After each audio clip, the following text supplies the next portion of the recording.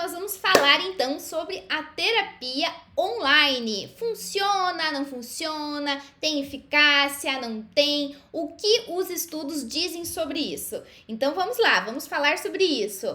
Vamos pensar o seguinte: antes da pandemia, não se falava tanto assim sobre os atendimentos e sessões de terapia psicológica online, certo? Mas existia sim. Nós temos inclusive estudos de comparações, né? Entre online e presencial desde 2012. Então existe sim, existia, mas não era tão falado. E ainda mais que existia muita resistência por conta dos profissionais que fazem esse tipo de atendimento. Não era tão falado, né? Então a pandemia, ela realmente, destravou isso, acelerou esse tipo de atendimento, até porque as pessoas não podiam ficar desassistidas durante essa época. Então, sim, existia, mas não era tão falado, tão disseminado como é hoje. Então, a terapia online, desde 2012, a gente encontra estudos que fazem essa comparação entre terapia presencial e terapia online. Vamos falar sobre esses estudos, tá? Mas antes vamos falar alguns benefícios, né, que hoje as pessoas que se submetem à consulta, relatam, né, e falam que como experiência própria os benefícios que elas encontraram. Então, uma delas é o deslocamento. Então a pessoa, além do trânsito intenso, ela não precisa separar tanto tempo do horário delas, né, para esse deslocamento. Então, tipo, 1 hora antes da sessão, mais 1 hora de sessão de terapia, mais 1 hora para voltar para casa. Então, nesse sentido, evoluiu muito. As pessoas simplesmente podem ligar o celular ou o computador da casa delas ou da onde elas estiverem para conseguir ter o atendimento delas.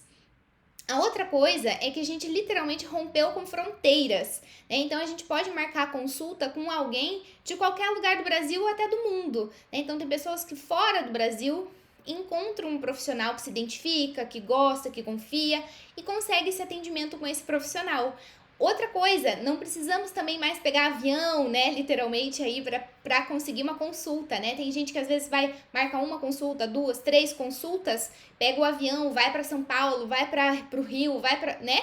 Enfim, para qualquer lugar aí do Brasil para ser atendido por uma pessoa, um profissional que gosta muito. Então hoje você consegue ter essa facilidade de se conectar com as pessoas sem ser presencial. Pode ser feito por aqui pela web, né? E isso aí a gente pode falar tanto aí para os psicólogos, mas também para médicos, né? E para outras áreas da saúde.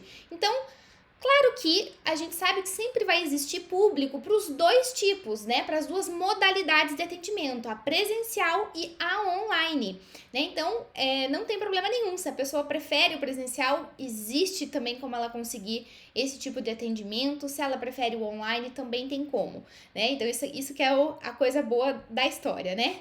E a outra coisa, né? É que depois da pandemia, né? É uma tendência que se manteve, né? É uma tendência, um destrave literalmente aí, que as pessoas experimentaram, viram que é possível, gostaram, se identificaram e se mantiveram assim. Então não tem como ignorar, né, esse fato. Existe aí público para os dois, existe sim preferências individuais e não tem problema nenhum disso, né?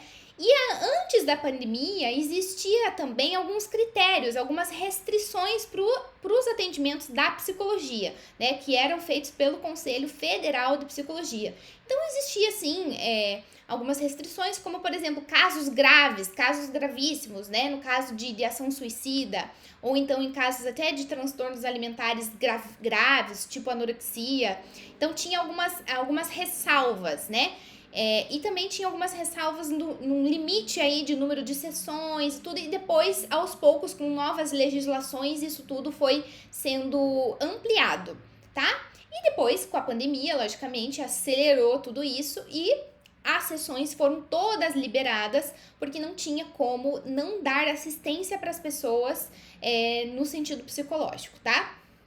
Então, nós podemos hoje atender qualquer pessoa, de qualquer lugar do mundo, de qualquer demanda, de qualquer necessidade, tudo online. E aí, os atendimentos, eles acabam sendo, né, online, é uma ótima ferramenta para esses atendimentos clínicos, né? Então, a gente tem como fazer esse manejo das necessidades, né, das pessoas, porque o tratamento é o mesmo. É o mesmo tipo de tratamento quando você faz presencial e quando você faz online. O tipo que você vai manejar a situação, o tipo que as tuas hipóteses, o teu raciocínio, a tua construção de caso é a mesma coisa e o tratamento também é a mesma coisa. Por isso que não faz sentido ter um preço diferente entre as sessões, tá? Porque o atendimento é o mesmo, é a mesma estrutura de tratamento, até porque a gente segue um padrão de evidência científica. Então, essa estrutura do tratamento, esse manejo é o mesmo tipo, né? É o mesmo tempo de sessão, é a mesma necessidade do profissional para elaborar os casos, tudo isso daí, tá? Então, estar aqui online para divulgar conhecimento e para também fazer os atendimentos, isso proporciona que a gente amplie o acesso ao tratamento psicológico. É que mais pessoas possam ser atendidas. É literalmente a quebra das fronteiras e isso aumenta o alcance, né? Então, como eu falei, os dois casos, seja o presencial e seja online, têm vantagens e desvantagens, tá? Mas isso é inegável que o alcance, né, o avanço tecnológico proporciona isso, essa conexão, esse contato mais próximo, né, coisa que antes era muito mais difícil, tá? Além de, logicamente, ter uma resistência também ainda das pessoas, dos profissionais, de usar os recursos, e essa resistência foi literalmente quebrada, né? Então, já existem muitos estudos, como eu disse lá, desde 2012, fazendo comparações, depois foi feito mais estudos, né, fazendo essas comparações dos atendimentos online e presencial. E esses estudos, eles mostram que a efetividade é a mesma, em termos de resultados, o resultado é o mesmo.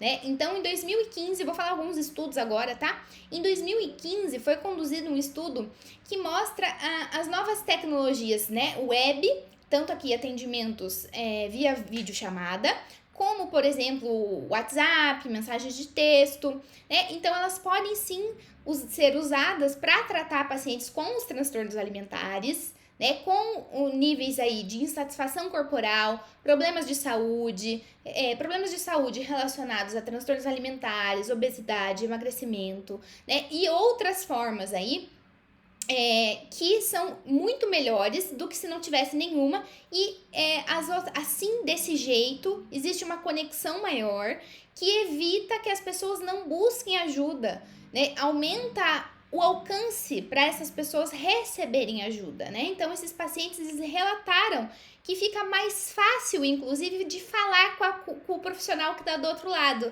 por meio da tela, né? Então, tem pessoas que sim, que acharam mais fácil essa conexão. Um outro estudo mostra, falando um pouquinho sobre o abandono de tratamento. A gente sabe que é comum, né, acontecer o abandono. Às vezes não identifica com o profissional, não identifica com a modalidade, não identifica com a abordagem, e existe aí o abandono do tratamento, tá? Então, esse estudo fala um pouco sobre esse abandono, e esse abandono ele foi associado com fatores também de personalidade, em que a busca por novidades, né, era um índice alto. Então, quando a gente faz uma avaliação de personalidade, a gente consegue ver ali se a pessoa ela tem mais uma faceta aí de busca por novidades. Ou seja, o paciente fica mais entediado por falar por tela. Para ele, causa mais distração, ele fica mais entediado ali pela tela.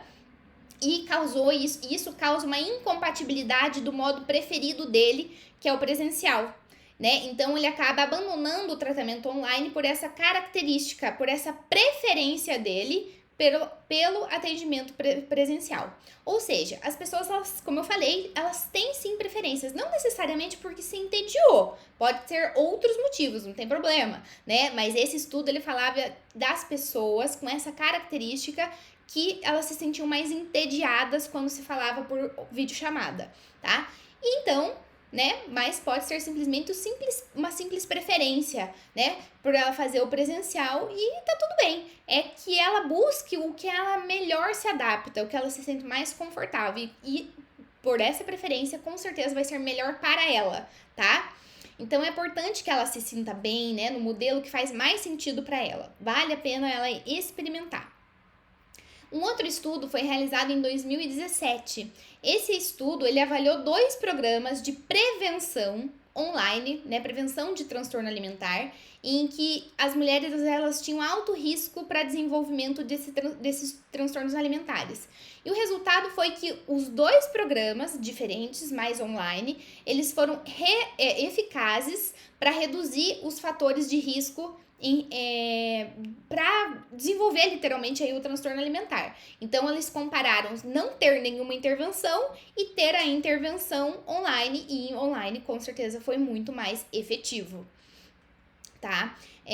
Outro estudo feito em 2016, né? Eles examinaram a eficácia da intervenção da terapia cognitiva comportamental, que é um tipo de terapia online, com adultos que tinham transtorno de compulsão alimentar. Então, nesse estudo, eles conseguiram provar que a intervenção online é eficaz, que elas reduziram significativamente o número de episódios de compulsão alimentar. E eles diminuíram também que essa patologia, né, que esse tipo de transtorno se prolongasse, né? Ou seja, a longo prazo foi eficiente, teve resultado para que a pessoa literalmente aí diminuísse os episódios de compulsão alimentar, tá? Então, os autores desse estudo, eles encontraram que as intervenções online, elas têm o mesmo efeito que as intervenções presenciais, ou seja, não teve diferença entre os grupos que participaram do online e do presencial. Olha que incrível, né? Então, diversos outros estudos, né, desde 2012, como eu falei, tem vários outros, né, vários outros que saíram depois, até em 2020, e eles foram conduzindo, fazendo essas comparações, mostrando que temos estudos suficientes para dizer com segurança que a intervenção online dentro da terapia cognitivo comportamental, isso tudo que eu falei, é eficaz. Tão eficaz quanto a intervenção presencial, uma vez que esses tratamentos eles são exatamente iguais. E aí, o que você prefere, presencial ou online? Mas quero saber o seguinte, bora experimentar online e ver como que você se sente com relação a isso, tá? O importante é sim fazer o seu tratamento direitinho, tá? Um beijo!